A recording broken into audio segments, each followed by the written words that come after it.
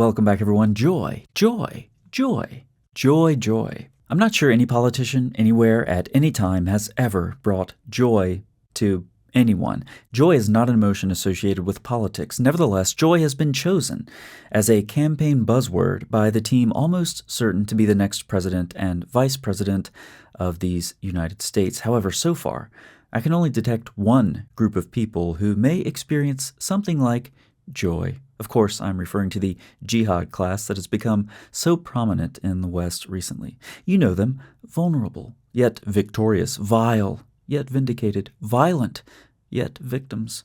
But why would the Islamist class in America and beyond experience joy with this new regime? I think a regime change will be so significant because, at least at the time of recording this video, it's well known that the U.S. does not have a functioning president. But when he was kind of half functioning as president, he seemed happy enough to be guided by the Islamist class of his party when he thought that it was necessary to maintain political power. However, the new regime looks a bit different. Early warnings indicate that the Harris Walls campaign will put the ideology of disgraceful people from various Islamic activist groups to people like Ilhan Omar, Rashida Tlaib, the Dearborn Coalition, and brats at Western universities. Yes, that wonderful ideology will be front and center. Let's look at two of many pieces of evidence for this joyous forecast for jihadis. First, modern Western revolutions require changing the language. In a world with no real truth, we can create truth when we speak, when we express ourselves.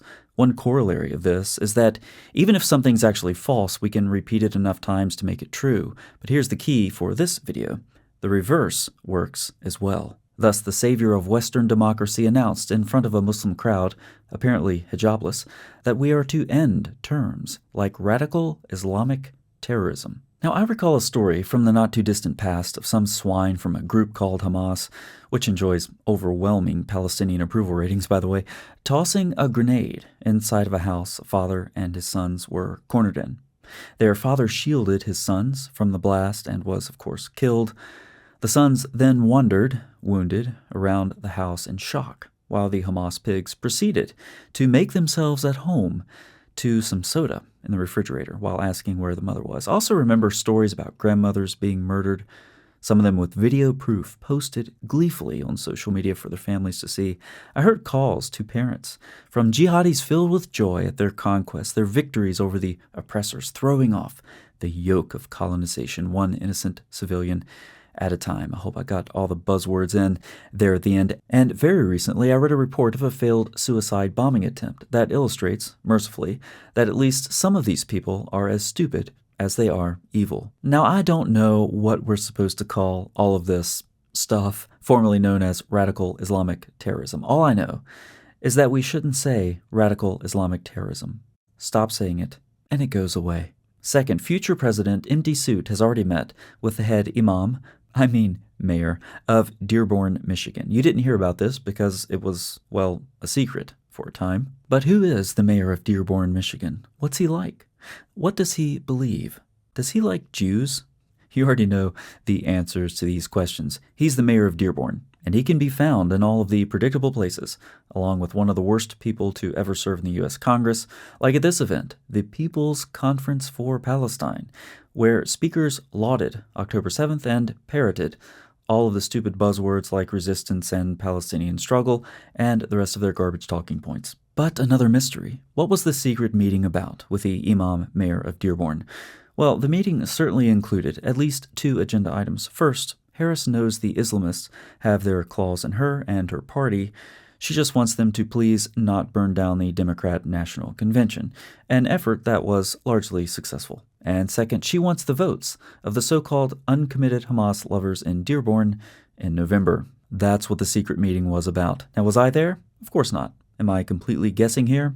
Yes. Am I right? Absolutely. You see, these people aren't that hard to figure out. And what about that dumpster fire of a vice presidential pick? Well, as it turns out, he likes funding Islamic terrorism.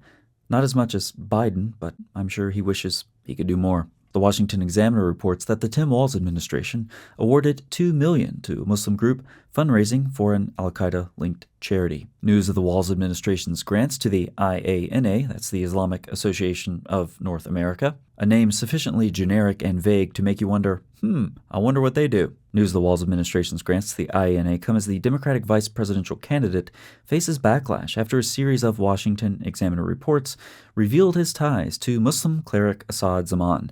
As Minnesota's governor, Walz has repeatedly hosted Zaman, who shared a pro-Adolf Hitler movie on social media and defended the October 7th attack. Moreover, according to unearthed footage, Walz referred to Zaman as a master teacher at a 2018 event held by the Zaman-led Muslim American Society of Minnesota, a name sufficiently generic and vague to make you wonder, I wonder what they do. The Muslim American Society of Minnesota partners with the IANA. We should all be shocked, I tell you, shocked, that a Muslim cleric expressed pro-Hitler sentiments. The more things change, the more they stay the same. The Washington Examiner has done a really good job looking at this issue. I'll put a link in the description box. You can check that out.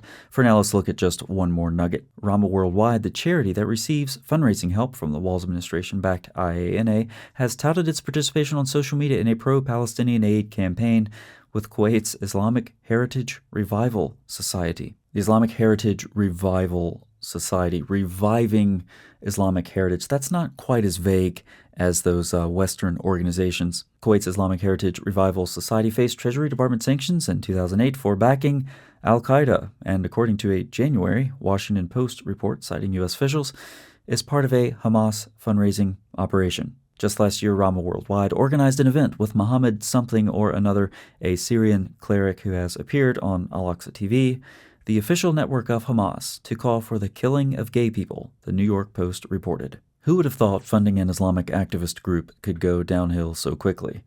Anyone, actually, who's paying attention. It's not that difficult. So what will it look like to have the most pro-Islamic president and vice president the U.S. has ever seen? Joy. Joy, joy, joy. Do you feel it? Do you feel the joy? Or are you an Islamophobe? In all seriousness, powerful Western leaders placating and or allying with Islamists like this is absolutely disgraceful. One wonders what it will take for people to wake up, if they ever will. Personally, I have my doubts. Thanks so much for watching. I'll see you next time.